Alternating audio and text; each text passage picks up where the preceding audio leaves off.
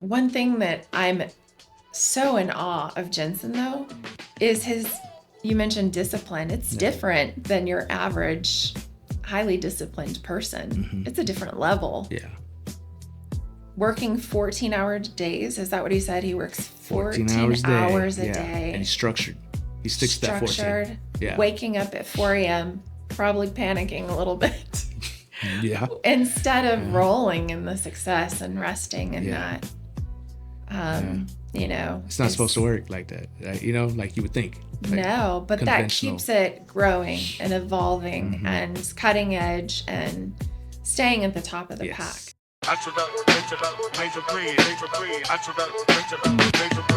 Out west where the sun always beams bright, Midland skies keep the hustle in sight. BAM Consultants got the blueprint intact. For dreamers on the grind, they got your back. Championing dreams from the ground to supreme, providing that spark, igniting the team. Marketing flow strategies that gleam. BAM in Midland, building your dream. They teach the BAM! All right. It's been a while, Miss Gina. How you doing? We're back. The year of the horse. Galloping. What can we expect this year, the year of the horse? I think there's going to be a lot of change. It's already see it. It's going on. I think it's going on. I have the saying, as above, so below, so within, so without, right? Yeah. So the changes we're seeing in our nation around the globe, it's going on inside of us as well, right? Like, are you feel it. tuned into it? Yeah. Right? The energy's different. Yeah, different. Right? I think we're vibrating a little bit higher frequency than we have been the last few years. And it's, we've been coming out of COVID for a couple of years already. Yes. Right? We were out of it, and it's just that energy was still there. It was still kind of just kind of hanging over us like a shadow or something. Yeah. But I think this year is okay. I think we feel like that's behind us now. Yeah. That has a lot to do with it. It's like kind of a slingshot getting pulled back, and I think we're in that launching phase. Nice. Wow. I learned something every time I talk to you. I'm gonna go into this year like they're changing. Get ready. Strap. Yeah. There's all kinds of things going on. Like be part of it. The direction. Like tune in. Yeah. Tune in. That's what it is. Tune into align, right? Yeah. Last year, my word was alignment. Right? Align. Traject. Is that a change trajectory? Well, yeah, if you be the movement. Yeah, there you go. Be the change you want to see in the world, right? Yeah. No, but yeah, it's a strong start to the year, right? And I think it's just kind of ramping up. Yeah. I feel it. I think a lot of us feel it. Yes, and that's the cool part, right? Yeah. Like, yes, there's a lot going on, and I've been contacted from a lot of people that are struggling, dealing with all the massive change. Yeah. I get it. I understand, but at the same time, as an entrepreneur, you thrive on change. Yeah. I mean, I think the best of us do, right? When things get tough, things are changing. The unknown is out there, right? We were talking about this a while ago. It's like, what do you do? It's like, this has been on my mind lately. I heard it somewhere. It's like, just drive through the smoke. Yeah. Which is an excellent segue for who we're talking about today. Oh my gosh. This founder's focus is going to be awesome. I'm so glad you suggested this particular founder. Yeah. He's been on my radar for a little bit. Yeah. I mean, he's been on investor radars. He's been on tech radars. He's been on, and everyone is impacted. Yeah. He's impacted by his genius. The whole AI thing right now. Yeah. Pretty much be rested on his company's shoulders. Absolutely. We're talking about Jensen Huang, the founder, CEO of Nvidia. Yes. Right. So we all know him. You know Nvidia. We all love him. He's one of those iconoclast type of like a Elon Musk. Definitely icon. Zuckerberg, Bezos, right? Iconic. And almost, if you aren't in the tech world or the investor world, almost under the radar. Oh, for sure. But he is in daily everything, not every year, but really just about. Pretty much nowadays. If you want some compute power, it's going to have, and it's the technology. That's what you'd like your computer to do is compute. On multiple levels. Yeah, multiple levels. Because before we used to, depend on, just if you're going to do, say, just regular computing, like equations, right? Excel spreadsheets, Word, right? If you're just going to do normal operations, you don't need that much. Yeah. Right. But then the whole graphics industry came on board, gaming. Absolutely. Right. And he saw that differently than just gaming. Right. And as we talk about every single founder, that's where he's at now is super on top. But there's always a story behind that. Yes. So his younger years coming to the US, he was born in Taiwan, right? Yeah. Super smart parents. Dad was an engineer. Mom was a teacher. Sent their babies. I say babies because as a mom, your 9, 10-year-old, they're still babies. They're still babies. And set them across the planet. And they were enrolled in a Baptist school in Kentucky for challenging children, difficult children. He says the first thing that he noticed was cigarette butts all on the floors. And these were from like young kids to teenagers, And they thought this school was prestigious from, Taiwan looking over into Kentucky. It sounded like a prestigious school. Yeah. But it's where he gives credit to a lot of his grit and determination. Yeah. He scrubbed toilets. Yeah. I mean, he had to do some hard, difficult things to work out that difficult child side of him. And what's is that I think even today, if there was a situation, he would go scrub a toilet at Nvidia. Yeah. 100,000%. Yeah. Because that's what he is, right? We're talking about that. That's why is he so successful, right? Well, he's not ambitious. He said he's not ambitious. No. And I found this fascinating. And that thought's going to be living rent free in my head forever. Yeah. He's not ambitious. He is paranoid about failure. Yes. That's where this success comes from. It's what drives him. Yeah. What did he say? He wakes up every morning and he thinks his company's going to go under. Yes. Something to that effect. And like, wait, what? So not only back to early years, not only did he have to scrub toilets, but the whole idea of Nvidia, wasn't he working at Denny's at the time? Yeah. He's the best busboy Denny's ever had. Love that. If I were Denny's, I would hop on that marketing bandwagon. They better hurry. Absolutely. So the whole idea of Nvidia was sketched on a napkin with him and two of his besties, Chris and Curtis, I believe, which brings up a whole other conversation in itself because people say, be careful about going into business with your friends. Yeah, friends so and family. Fascinating. But this started with friends in a Denny's because they were too broke to afford an office. Yeah. And they worked with what they got. Yeah. Or worked with what they had is probably the proper way to say that. Yeah. I think what really builds a successful founder, right? Yeah. Because if you have to figure it out from the ground floor, and there's no safety net, you have to figure it out. You have to figure it out. With absoluteness, right? We figuring out. We don't know the process, but we know what we're trying to get to. Yes. And it heats about it. And I think all great founders, we were having a little discussion about this, the first principles. Yeah. Right? That's where he forms first principles, right? You just can't copy paste a model. I mean, you can to use the structure, but if you're not applying first principles to your unique situation, you're just gonna shoot in the dark. That's a common theme for several of the founders that we've studied. Dyson comes to mind.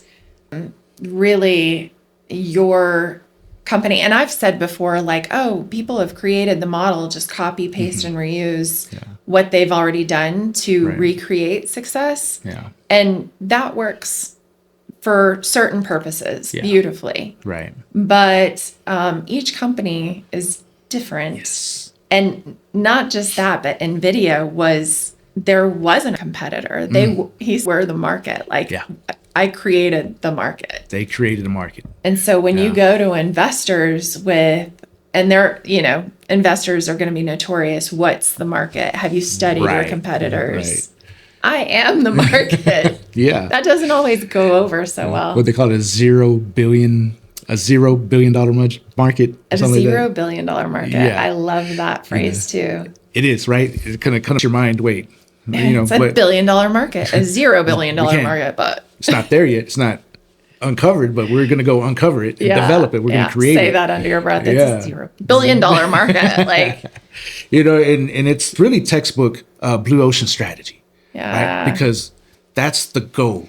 You're, as a business, especially in the tech world, you are creating a market, right? Like right now, if you're going to come into the market at this point and create another, develop your own LLM, to compete with OpenAI and Claude. Claude is in it right now, Anthropic, all these, there's only a handful of platforms that are there right now. And for you to think, oh, I'm going to get into the LLM market now. I love how many of them there are. Yeah. I would actually argue that there's room for more. Yeah. And, just being in that circle, they all have certain strengths. There are so many that are so good at certain purposes. Right. And so you leverage Claude for this, you leverage Gemini for this, you leverage OpenAI, but there are so much more. There are video AI tools that create video content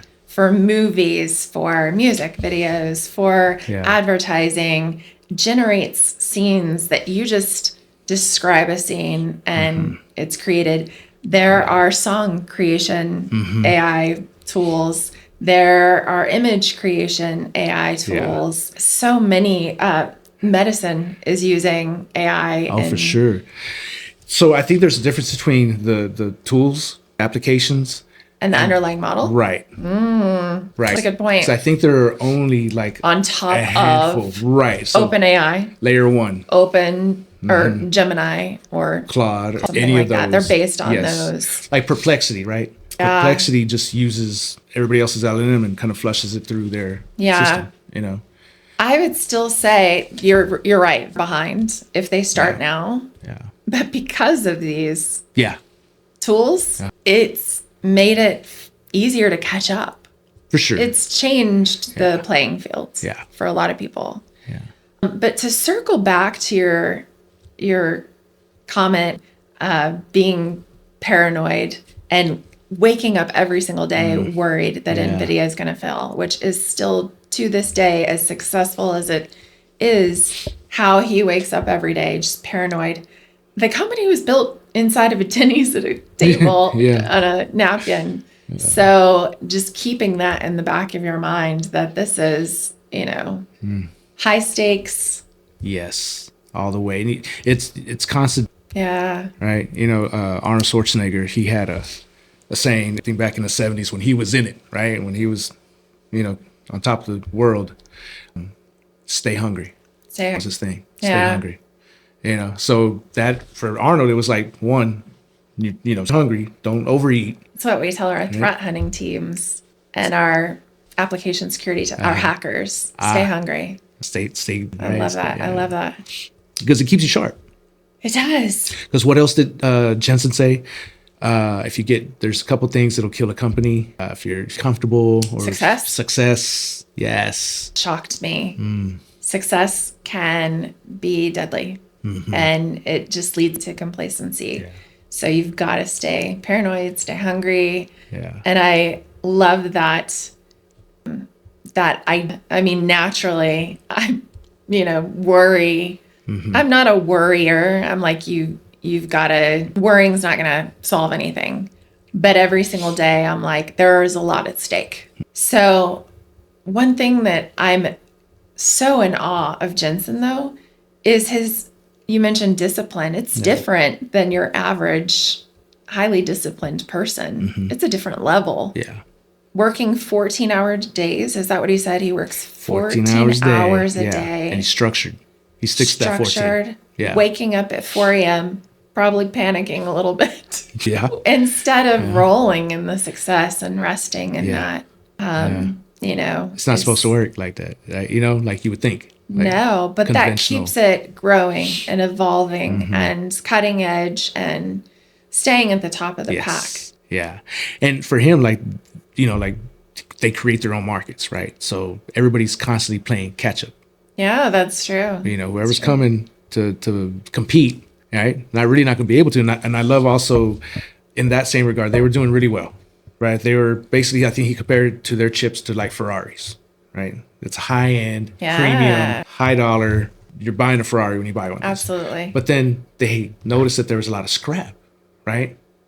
So basically they started making Ford Fusions. So they made essentially. So nose to tail. Yeah. Right? They used the complete animal, no waste, you know, to create different tiers of chips for different markets now within the larger market that they created. Yeah. Right? Because what it is the graphics, right? So they created basically today's modern day graphics card. Yes. And the only way these video games and videos can get done is with these processors that are processing insane amounts Absolutely. You know, so when this together, the CUDA, right?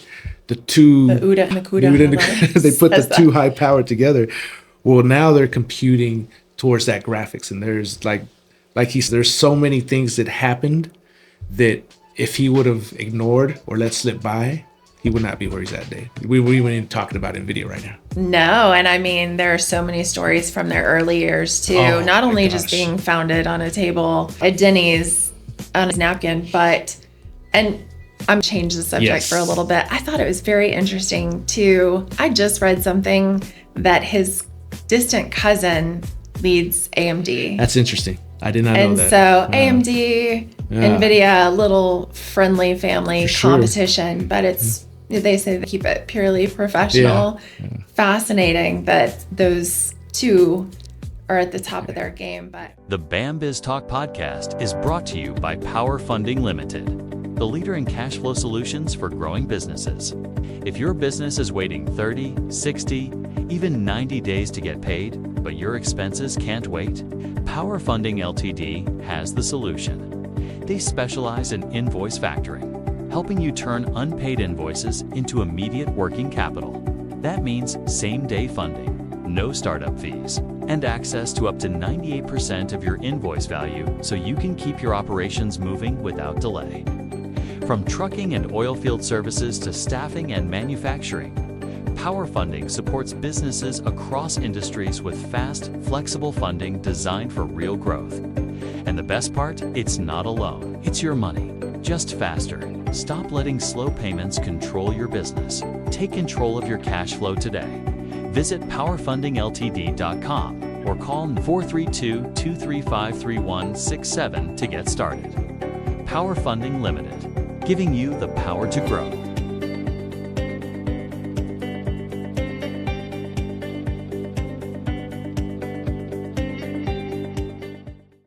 This episode of BAM BizTalk is brought to you by Flash Mobile. Whether you're managing your business, chasing your dreams, or just handling life on the go, Flash Mobile gives you nationwide for GLTE coverage. No contracts and total freedom, all at a price that makes sense.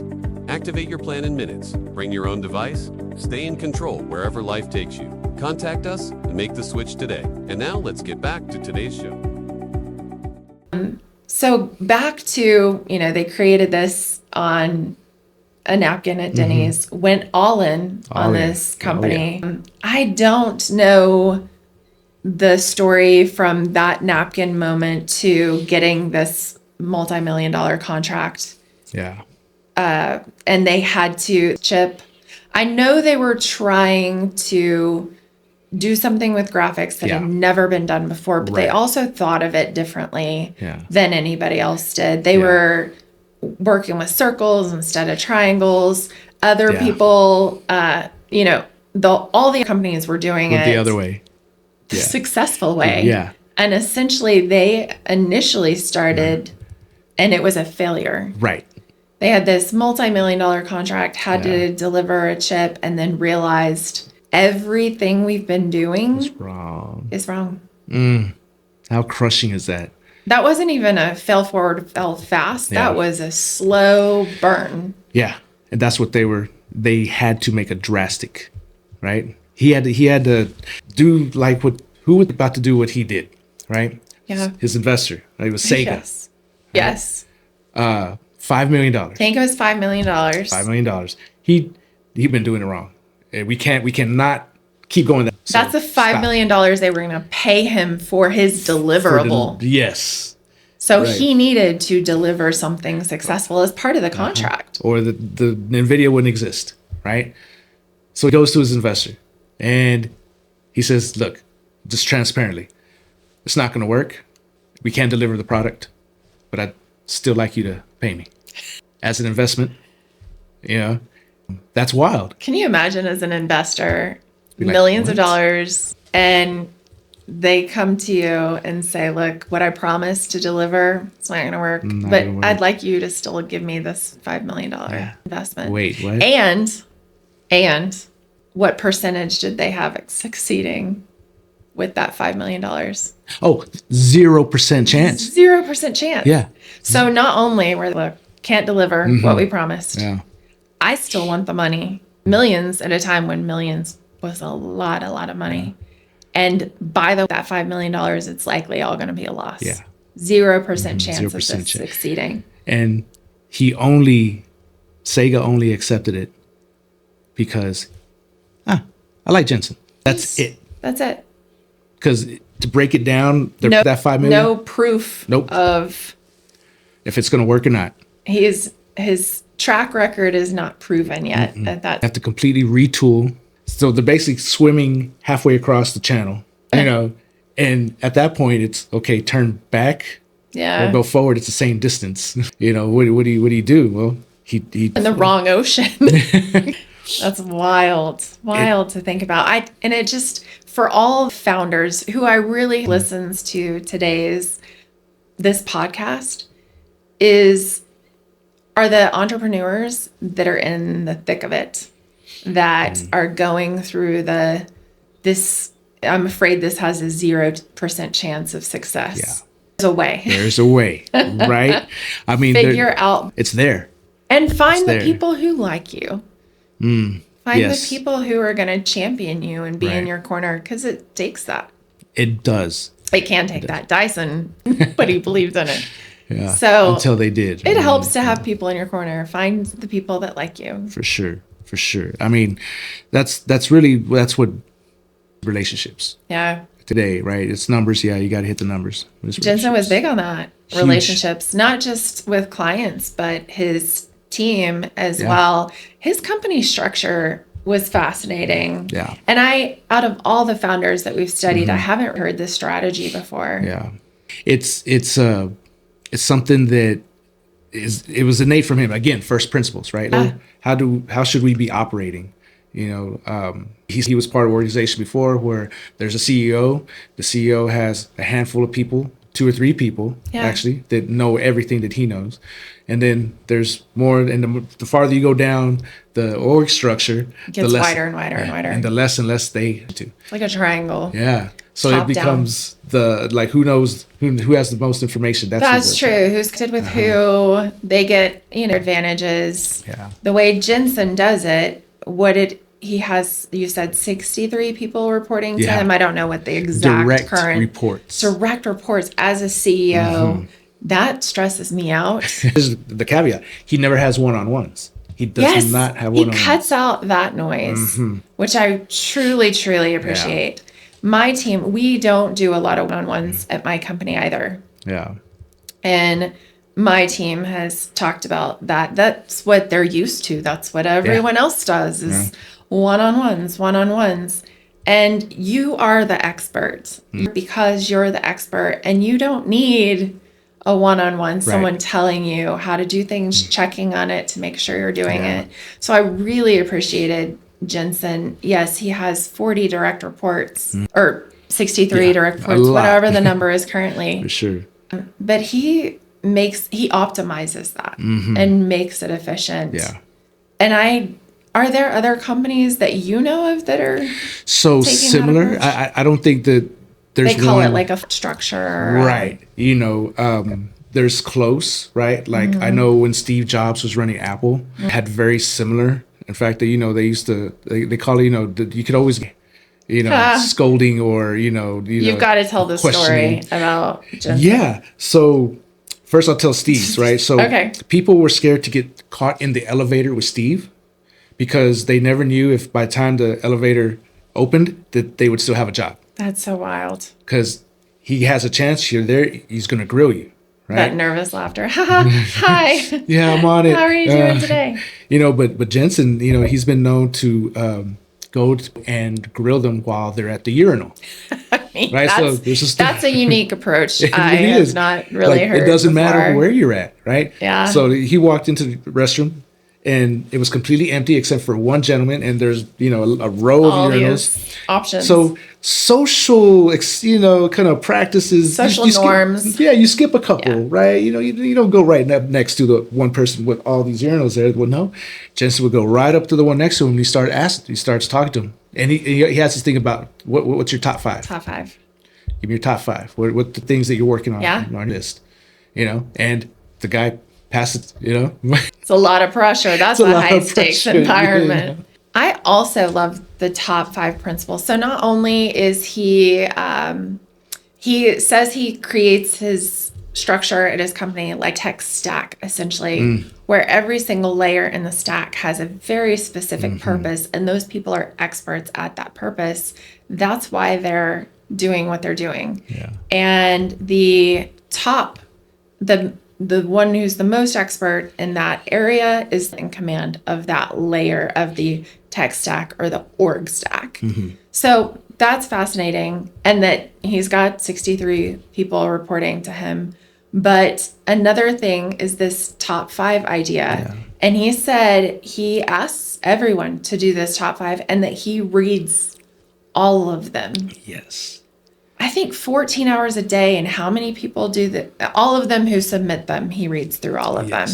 No wonder he had to create parallel processing capabilities. He needed it for his own. He needed it for his own efficiency, and he uses it for his own efficiency very, very well. Yeah. So to be able to know what's going on at your company because you are caught up and in the know. He's not a top down, here's what's going on. No. It is, almost a level playing field what's going on.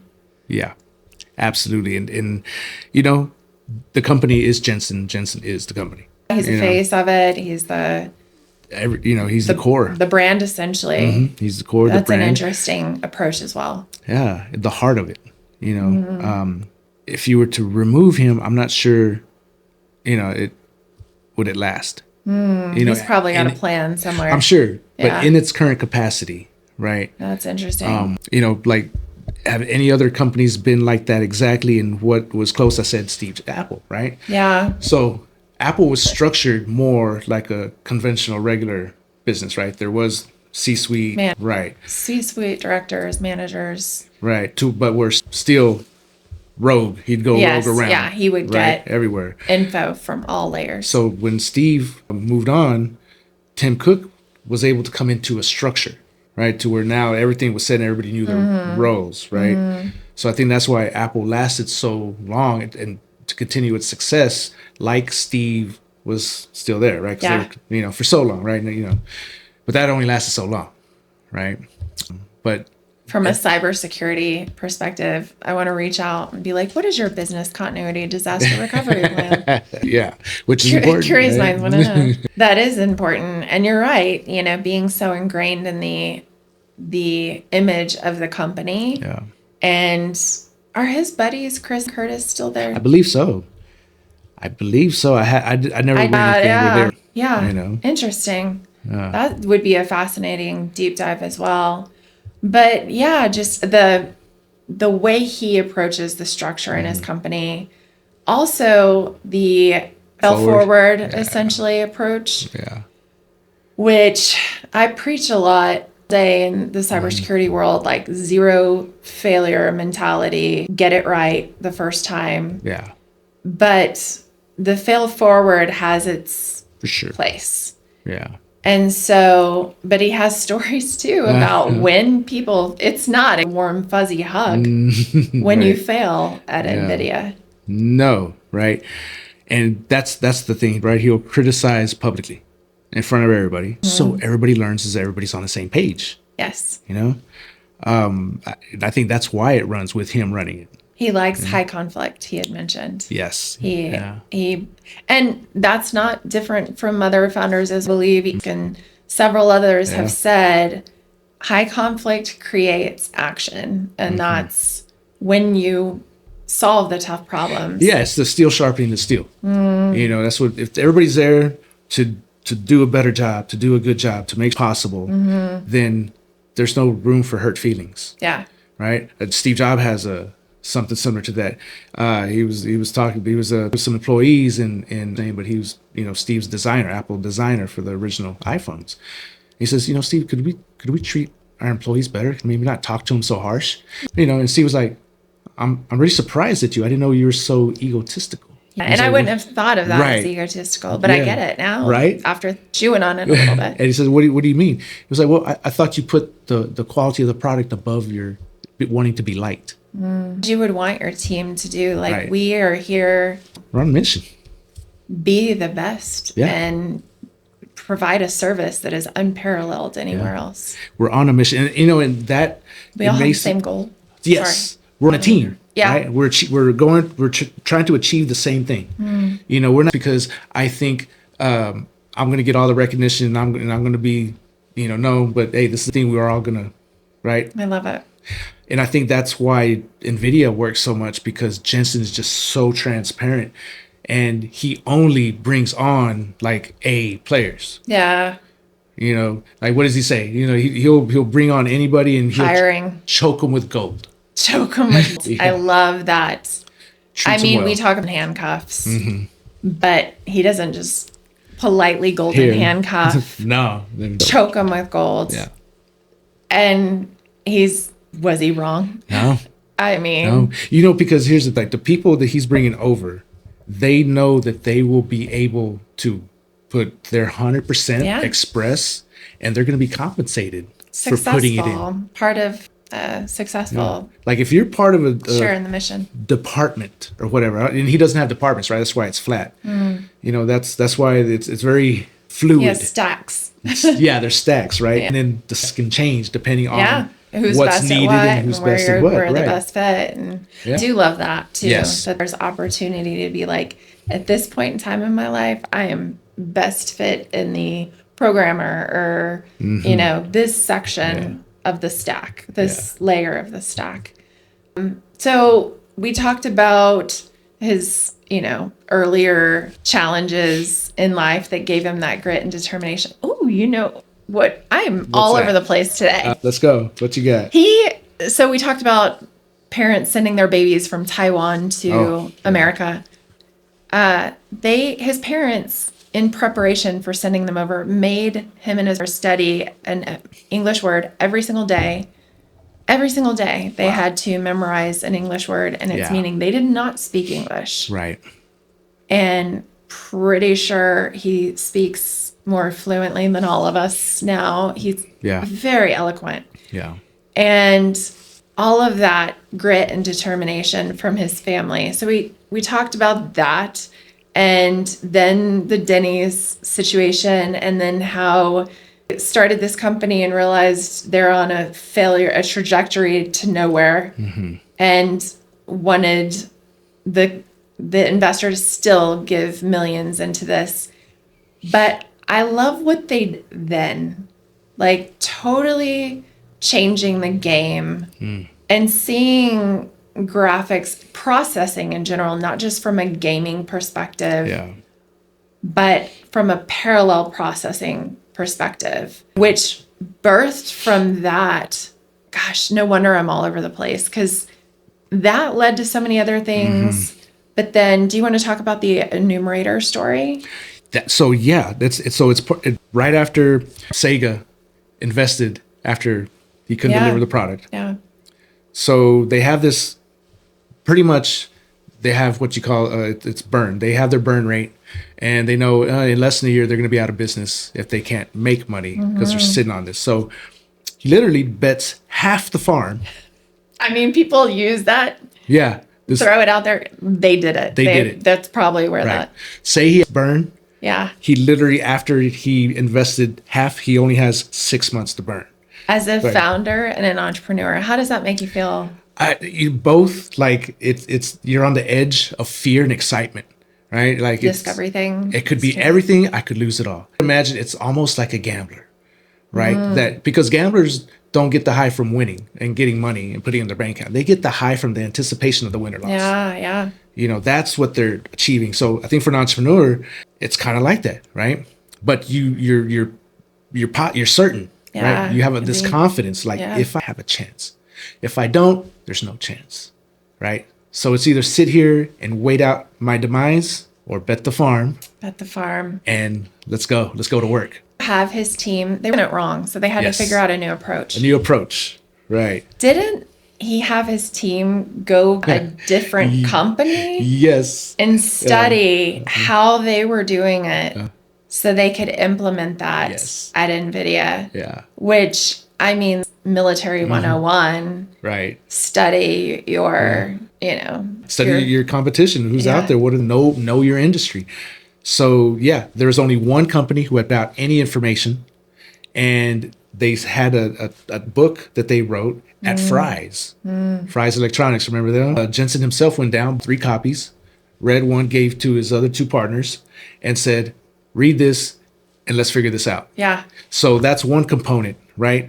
The other component was the enumerator that you were just talking about, where he spent half of what he had stacked, right, on one machine. But this one machine allowed them to test their programming that they went into by reading the books, so that now they could run simulations basically to make sure the chip was working before they ever put it into market to actually test it in real world. It's funny because in the tech world, we have this idea of digital twins, and we kind of see them as like a new novel idea. Like, oh, just build out a digital twin and test it.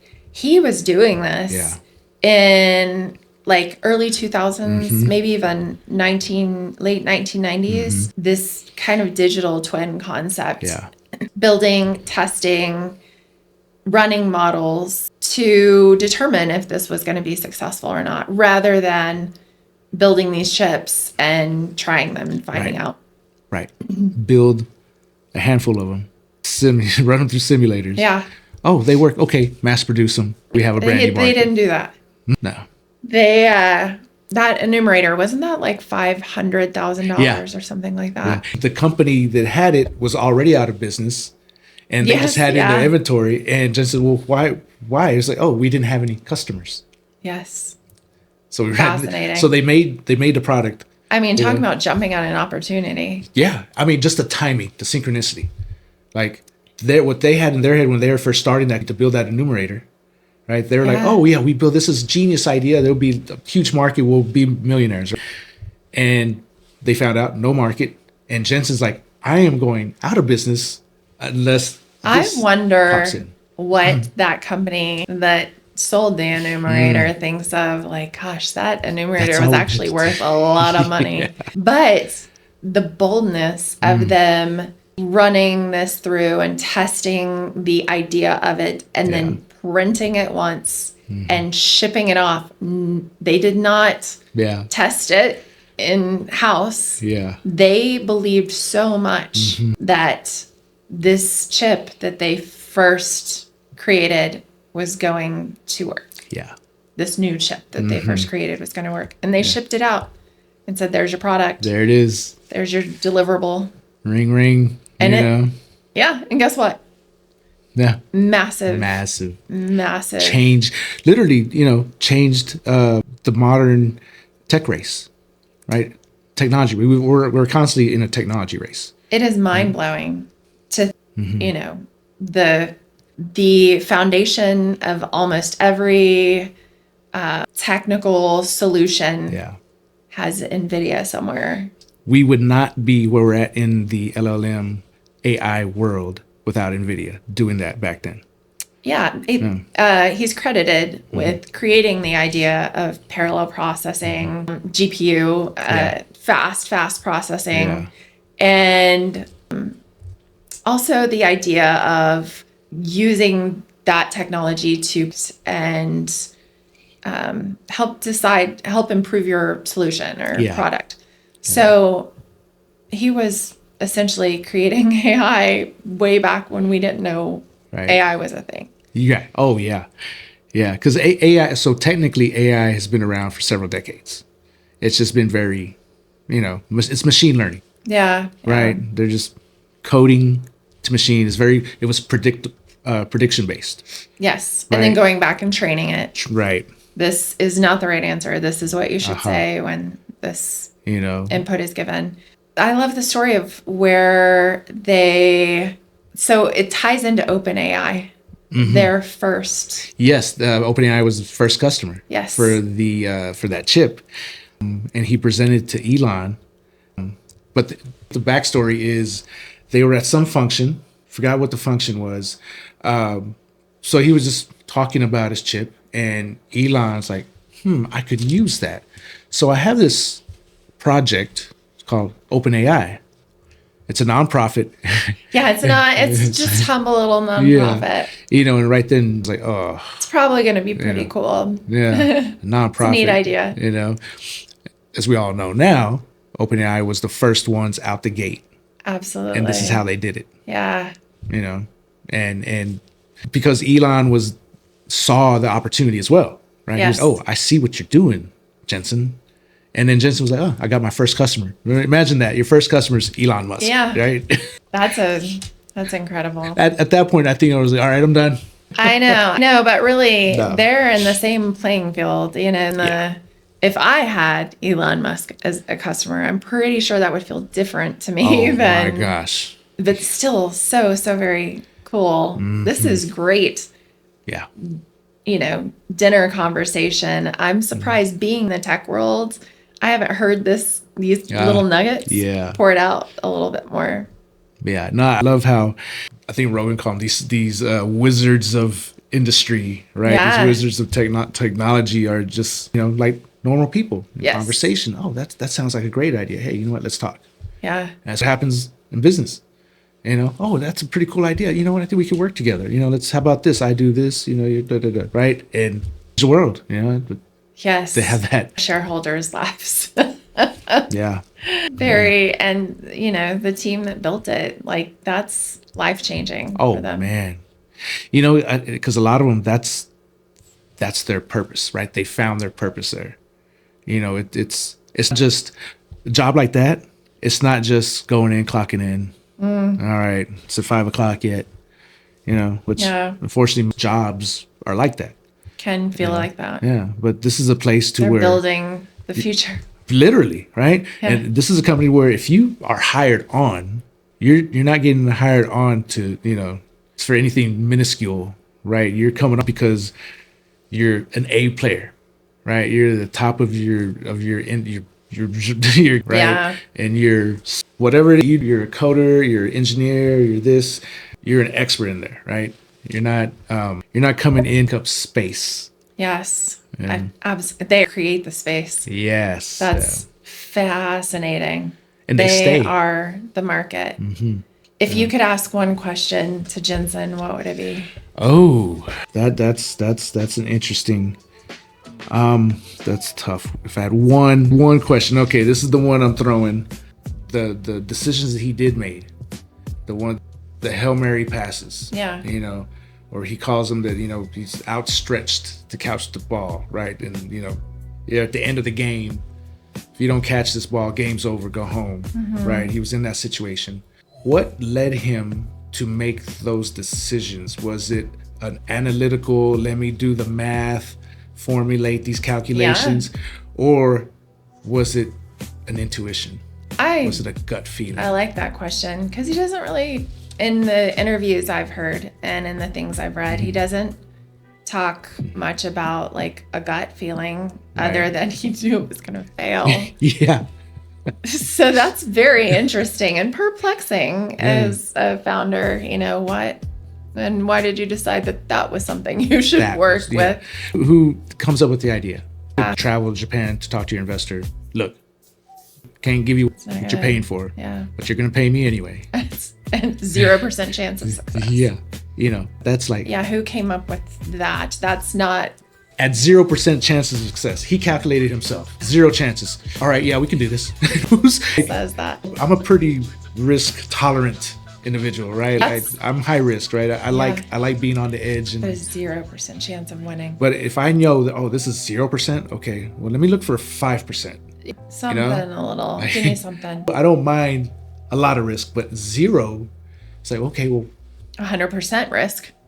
That's a lot of risk. Entrepreneurs and small business owners, are you searching for ways of taking your business to the next level? BAM is your answer. We specialize in crafting high-performance marketing strategies that put your brand front and center right in the palm of your customers' hands. Not only can we create a premium website full of features that optimize your social media and digital marketing presence, but we ensure that your brand gets multiple views from your target audience and even those visiting your competition. BAM is your go-to solution in the Permian Basin. But we're not just about digital and social media marketing. We're a one-stop shop offering a spectrum of services including business mentorship, strategic planning, market research, and access to capital. That's right, we can get you funding to expand your business. With BAM, you're not just getting a service, you're gaining a partner committed to your growth for the life of your business. So why wait? Kickstart your journey to success today. Call us to set up a free consultation and discover how BAM can help your business soar above the rest. 432-247-8840. Call today and get your business launched.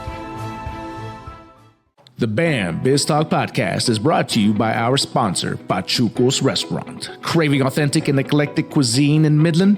Well, Pachuco's has you covered. Located in downtown Midland at the ever-so-legendary and iconic historic building at 316 North Big Spring Street, Pachuco's blends rich and unique flavors in a conveniently pleasant and vibrant atmosphere. Enjoy the highest quality barbecue, savory tacos, burgers, and a variety of other mouth-watering dishes that reflect the spirit of a true Pachuco cuisine. Real, authentic, and just plain different. Check out their menu at www.pachucos432.com or call 432-218-8806 to inquire, or better yet, just show up and get your shine on. At Pachucos, where heritage, exquisite taste, and hospitality come together for an unforgettable dining experience. Pachucos, Midland, Texas. Now back to the show. I think if I could ask him anything, it would be, what does Nvidia look like in 2036? And he talks a little bit about AI and is it going to take jobs and replace people, and people long-term are going to be out of work. And I tend to agree with his thinking on this, or view of this. Temporarily, we do see people getting more efficient, so they can do more with less, and companies can do more with less. But I love what he says about this: doing more with less creates more opportunity.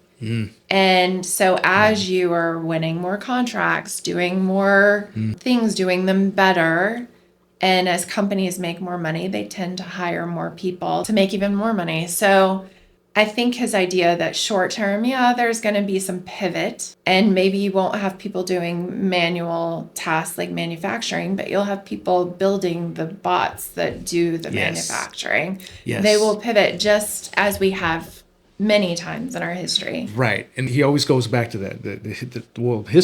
Historically speaking. Is any indication? I loved his current example of X-ray techs, right? So when AI was coming on board, AI's going to get rid of all the jobs, and especially in the X-ray, because now AI is going to be able to analyze everything. We won't need X-ray techs. And it's interesting, though, that AI is saturated in that space, right? Because it does make the job a lot easier. The number of techs has actually grown. Wow. And service to the hospital's client has increased. Wow. Because they can do so much more. Yeah, because now AI can analyze from different angles, different models, get that 4D effect that somebody looking at a image against the light. Yes. And they're trying to decipher, what's that dark little spot right there? Yes. Right? And so it can use all of this data faster than our Yes. minds possibly can point to the likelihood that what it's most likely Right. indicating faster than anybody else. But I do, at this point in time, there's still got to be a human in the loop too. So Absolutely. you know, all jobs aren't being replaced. Right, no. We've got to have human oversight right now. I think somebody asked him, what about when the robots come? I love that story too. And he was like, well, you're going to need to repair the robots and replace, and then that's going to grow on its own, right? How about textiles for the robots? And, you know, like, oh, well, there's a whole other industry that's going to be created. This was the Joe Rogan podcast. Probably, and yeah. I love when he said there got to be textiles. You want your robot to look different. And Joe was like, oh, his reaction to that was like, spare me us. Yeah. I want my robot to have the finest. You know, to take it, you know, to the sci-fi world, right? You know, Blade Runner. Yeah. You know, because then we're like, wait, is that a duplicate? Is it a robot or is it real human? Yeah. Right? Because we will blur the lines, and that will be there. very interesting to determine, am I talking to a human? Yeah. We already do that like on the phone or via computer, but I do believe we will get to the point where we're looking at someone and wondering. Yeah. And that's just mind-blowing to think about. You know, and I think they go there, right? Like, does AI, basically the Terminator scenario, right? Is that possible? And Jensen seems to think not. You know, it would have to be a unified kind of, you know, what he's saying there is, look, from the time of when we were just invented fire and we're flint rocks for weapons and tools to the internet, that's a huge jump, right? But from the circuit to the internet, that's just a click away, right? So the next thing is just a click. So to us, it's not going to seem like, oh, this is a huge world is completely changed. It's like it's a gradual. Yes, it's a gradual. It's the frog in boiling water. Yeah. Hopefully we aren't the frogs. You know, and Jensen doesn't seem to think so, but he also, just like every other. Absolutely. Well, we actually really don't know. I can't say with 100% certainty because nobody does. I mean, there are a lot of variables. It depends on what we do with what we've got. So a lot of variables at play here. But the possibilities, I do love that optimistic. The possibilities, especially in medicine and, you know, wealth building and society in general. We have the potential to change things for the better if we use it correctly. For sure. For founders and entrepreneurs that are wanting to tap into some of this Jensen Huang gold choker chain, let's see, it's important to be dropped off in the middle of a completely foreign country. Clean a toilet, lots of them. Have people pick on you and bully you. Scrub dishes. And bring your besties and talk about how can we change this? What can we do here? Yeah. And don't look at the market, study the market. I mean, you might, but then do nothing that the market is doing. All of these create the market. Right. Takes all of that. And when you found out you've done it wrong, ask the client or the investor to still pay you anyway. Yeah. I mean, all of this is just fascinating. I think one of lessons learned for founders. For sure. I think one of the things he said, like, you know, I wish many troubles and struggles in, you know, on your journey, right? Like that's what he's saying. He wishes that on you because that's how you're going to become who, if you keep going. I wish you troubles and struggles. If I got a card, I'd be like, I think they were in a bad mood when they wrote this. But no, he genuinely means that. In a good way. In a good way. Yeah. And we've heard that from several founders too, that through adversity can come massive success. Your biggest success. For sure. Because that's when you figure it out. You know, that's like, oh, okay. You know, like when your back's against the wall. Yeah. You don't have anywhere else to go. You can't backpedal anymore. You know, and then your instinct kicks in, right? Yeah. It's this, okay, we're going to figure this out and power through, figure it out, or you hang up the gloves and you go do something else. Call it in. Yeah. Right? There's that choice, always that choice.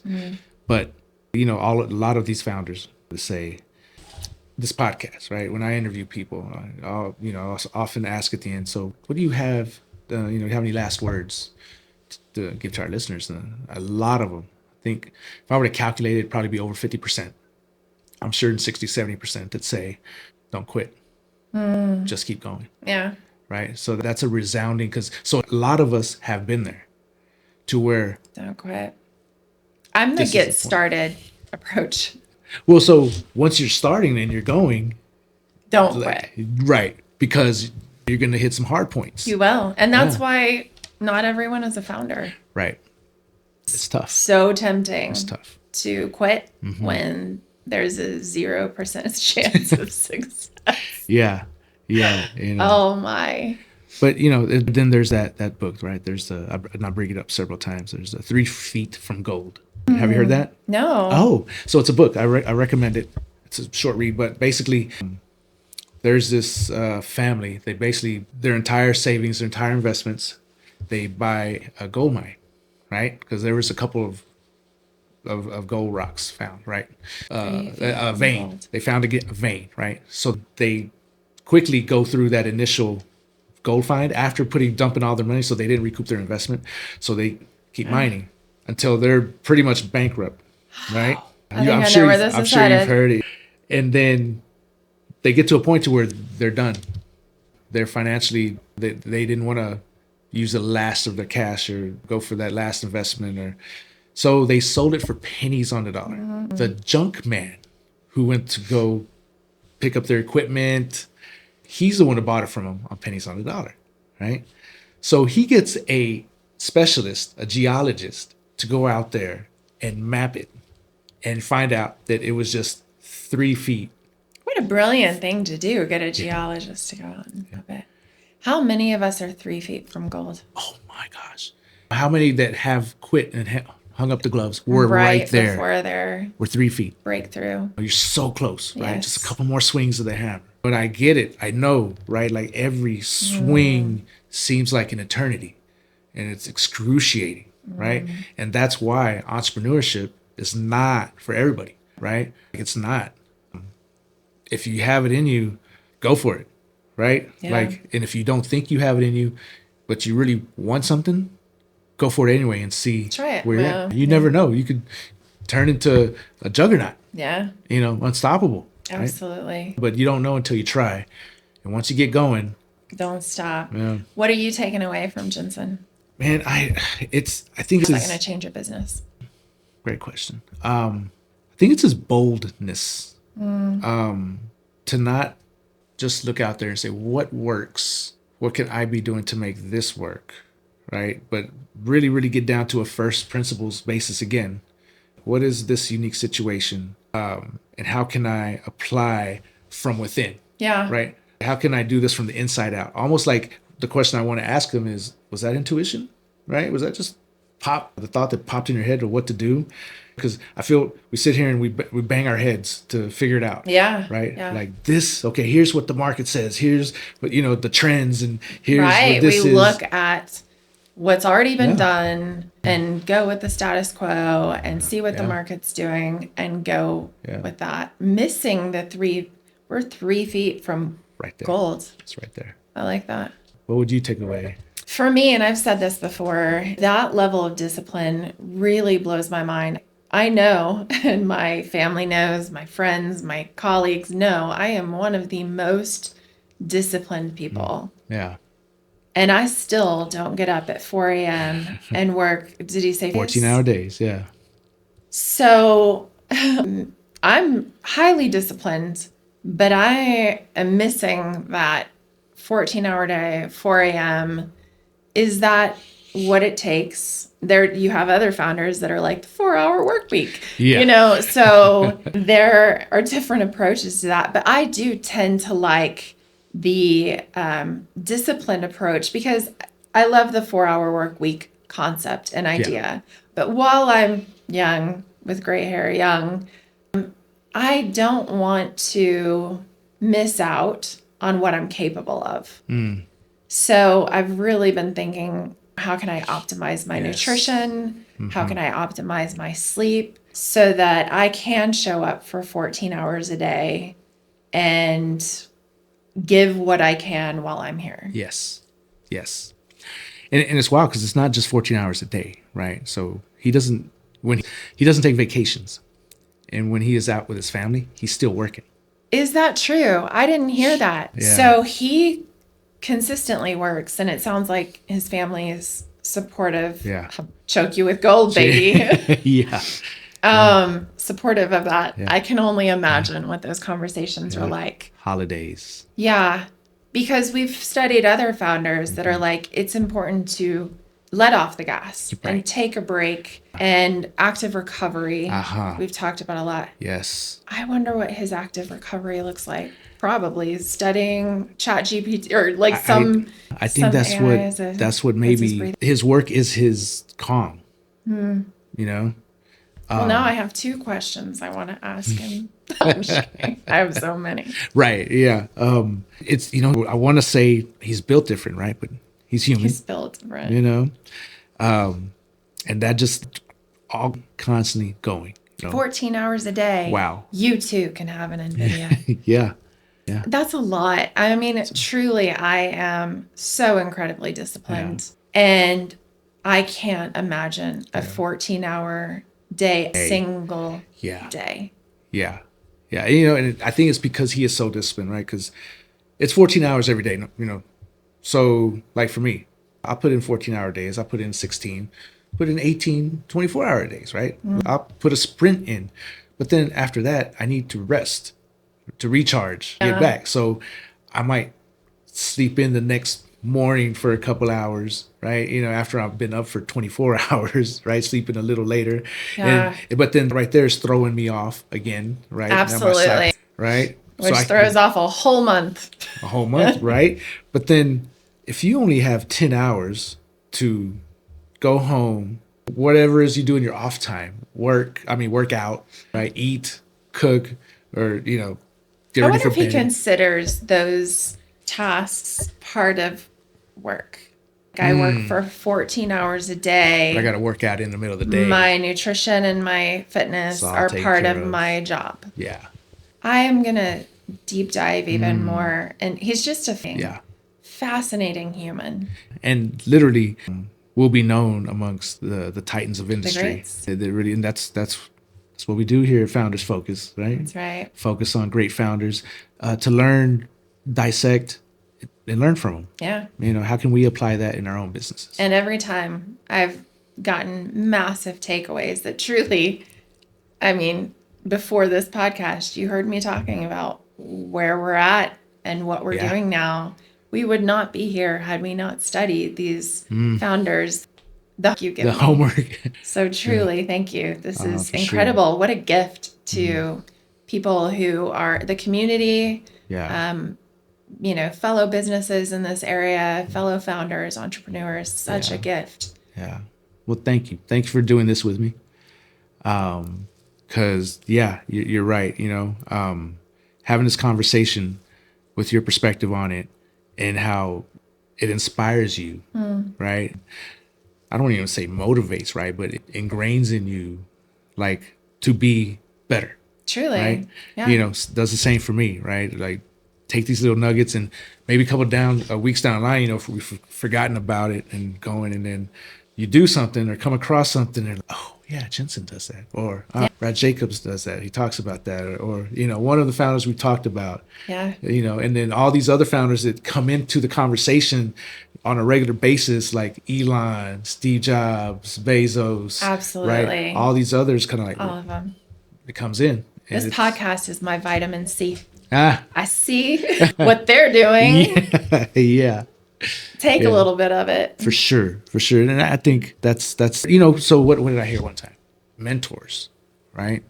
Well, there's lots of books out there, right? So you can have lots of mentors. Napoleon Hill, and Think and Grow Rich, he really created a mastermind in his mind of people he respected and looked up to. Yeah. To have like conversations with them, right?